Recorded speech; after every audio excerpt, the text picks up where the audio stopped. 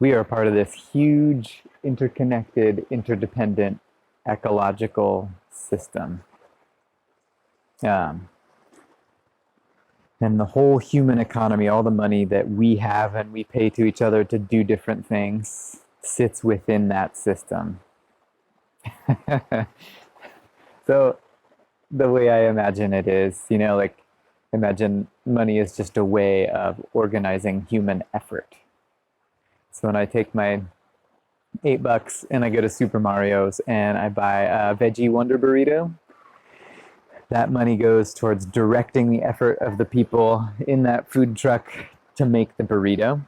And then they use some of that money to direct the effort of the food distributors that bring them the ingredients. And those food distributors use some of that money to direct the effort of the farmers that grow the vegetables, the beans, the rice, all the things that make it through that whole supply chain into my mouth as a burrito. Usually only eat with one hand. That's a big burrito. Um, all of that is human economy, and the way that it works is that human economy, all of those pieces depend on the natural system that it resides within.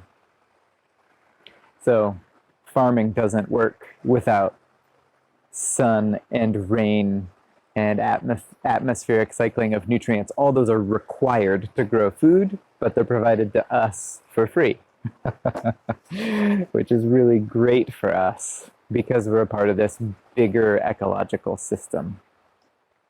Those are the externalities that John talks about, things outside of the human economy that we rely on. And that's also what ecological economics or ecosystem goods and services is trying to measure, the dollar value of that stuff. Another great example in Bellingham is our drinking water that comes from Lake Whatcom, which from right here is that way. Giant lake, if you haven't been there, beautiful place. Some of it is within Bellingham city limits, and that lake is where our drinking water comes from. It's piped out of the lake via a secret underground pipe. I've asked where it comes from, and they won't tell me. Makes sense that they don't want to disclose the location of our drinking water in pipe. But that lake water goes into our water treatment facility, gets treated, and then distributed. But the water coming out of the lake is actually really clean because all the water in the lake comes from rainwater falling on the forested lands surrounding the lake. So it falls on that forested land and it filters down through the soil and through the forest and eventually runs into the lake. Forest in many places around the lake is in really good shape and does a really good job of filtering and cleaning and getting that water into pretty good shape by the time it gets into the lake.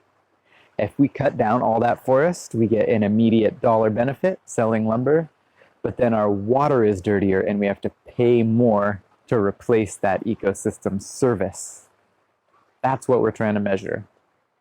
The stuff we get for free that we need. That's ecosystem goods and services. Just another couple of examples. A lot of the world still cooks on fires, so fuel wood makes the list of big stuff that we get for free from wild systems. Firewood.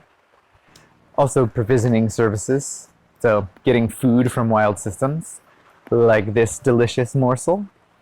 And also like very real, necessary quality of life components, like inspiration, beauty, this stuff. Like the world would suck without things like this.